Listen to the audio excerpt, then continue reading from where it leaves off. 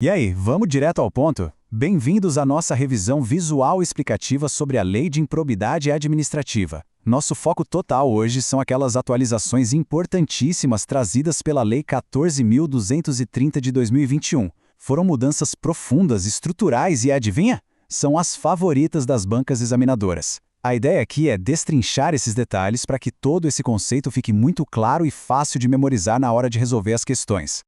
Para construir um mapa mental bem sólido, a gente vai navegar por 6 pilares fundamentais: disposições gerais e sujeitos, a exigência do dolo, os 3 atos de improbidade, a indisponibilidade de bens, as sanções e penas e, por fim, as regras de prescrição. Vamos nessa? Começando pelo nosso primeiro ponto: disposições gerais e sujeitos. O contraste aqui é muito interessante. De um lado, a gente tem o agente público com uma definição super abrangente. Ela engloba desde estagiários e mesários até quem atua de forma totalmente temporária ou sem receber um centavo. Do outro lado, muita atenção para a pegadinha clássica de prova envolvendo o terceiro. Para ser enquadrado, o terceiro precisa atuar com dolo e sempre em conjunto com o agente público. O terceiro não comete improbidade sozinho de jeito nenhum. Isso já levanta uma daquelas perguntas fantásticas que despencam nos concursos atuais. Uma empresa, ou seja, uma pessoa jurídica, pode sofrer as sanções da lei de improbidade? A resposta atualizada é clara e direta. A reforma de 2021 proibiu expressamente a dupla punição. Isso quer dizer que, se a empresa já for penalizada pela lei anticorrupção, a famosa lei da empresa limpa, ela escapa das sanções de improbidade pelo mesmíssimo ato. É a aplicação direta do princípio do non bis in idem. Avançando para o nosso segundo pilar, a exigência do dolo.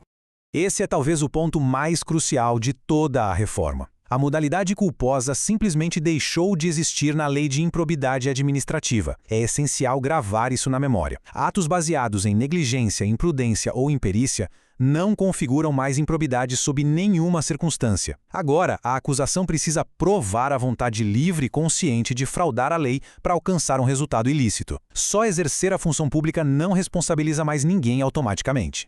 E olha que interessante essa nova proteção para o gestor. Imagina um prefeito tomando uma decisão com base em uma interpretação da lei que é minoritária, mas totalmente defensável juridicamente.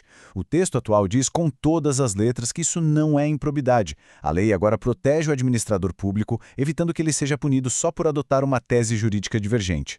Chegamos ao terceiro pilar: os 3 atos de improbidade. Agrupar as infrações nessas 3 categorias é um truque mnemônico poderoso. Basicamente, tudo na lei, seja a gravidade, a pena ou o prazo, depende de qual artigo foi violado. Temos o artigo 9 no topo, que é o enriquecimento ilícito, a infração mais grave de todas. O artigo 10, o prejuízo ao erário, fica ali no meio. E o artigo 11, o atentado contra os princípios, atua como uma categoria residual, sendo o menos grave dos 3. Mas atenção redobrada para esta pegadinha de provas sobre o artigo 10. O dano presumido não é mais aceito de jeito nenhum. A acusação tem o dever de comprovar o prejuízo financeiro real e efetivo aos cofres públicos. Por exemplo, se o Estado faz um investimento de risco permitido por lei e perde dinheiro por causa de forças normais do mercado, isso não é improbidade. Só vira improbidade se houver a prova clara do dolo ilícito do gestor. O nosso quarto ponto de análise é a indisponibilidade de bens. A atualização trouxe uma ordem de prioridade exata que o juiz precisa seguir na hora de bloquear bens antes de uma sentença final. E o detalhe que salta aos olhos é que as contas bancárias estão estritamente em último lugar. Isso tem um motivo muito prático. Foi pensado para garantir a subsistência da pessoa e não quebrar uma empresa ou paralisar as operações logo no comecinho de uma investigação. E não para por aí, porque as bancas adoram cobrar as exceções. Então grava esse número, 40. O juiz não pode bloquear quantias de até 40 salários mínimos que estejam na poupança ou em contas, nem um bem de família. A única exceção real é se ficar provado que a própria casa foi comprada com dinheiro da corrupção.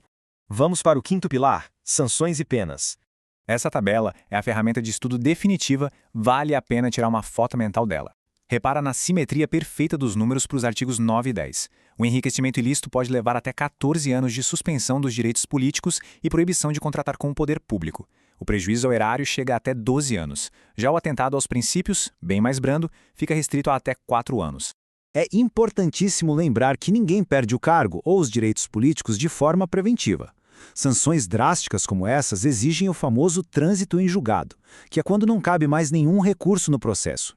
Durante a investigação, o máximo que a lei permite é um afastamento cautelar da função por até 90 dias. E detalhe, a pessoa continua recebendo salário. E assim chegamos ao nosso sexto e último pilar, as regras de prescrição. O número mágico aqui é o 8. A nova regra geral e totalmente unificada estabelece um prazo de prescrição de 8 anos. E esse tempo começa a contar a partir da data exata em que o fato ocorreu. Isso jogou no lixo aqueles métodos antigos e super complexos de contagem que dependiam de quando terminava o mandato do político. Ficou bem mais limpo, né? Mas muita atenção, porque esse relógio pode parar. Sempre que acontece um desses marcos processuais, como o protocolo da ação ou as condenações nas instâncias superiores, o relógio é interrompido. Isso serve para evitar que o Estado perca o direito de punir simplesmente porque o sistema judicial foi lento ou burocrático. E aqui vem a grande sacada jurídica, a prescrição intercorrente. Quando o relógio para por causa de um desses marcos, ele recomeça a contar do zero, só que agora com o tempo cortado pela metade, ou seja, passa a ser de 4 anos. Essa regra genial garante que os processos legais não fiquem se arrastando eternamente nos tribunais, forçando uma certa celeridade da justiça. Fechando a nossa análise, fica essa provocação para reflexão. Como o sistema pune a corrupção real sem paralisar a administração pública? A exigência estrita do dolo e esses prazos mais bem definidos protegem os gestores honestos daquele medo paralisante de assinar documentos, evitando o famoso apagão das canetas. Ao mesmo tempo, isso faz com que a lei seja uma ferramenta muito mais precisa contra fraudes reais. Dominar bem essas mudanças de 2021 é o verdadeiro mapa da mina para ir muito bem nas provas. Bons estudos e foco total.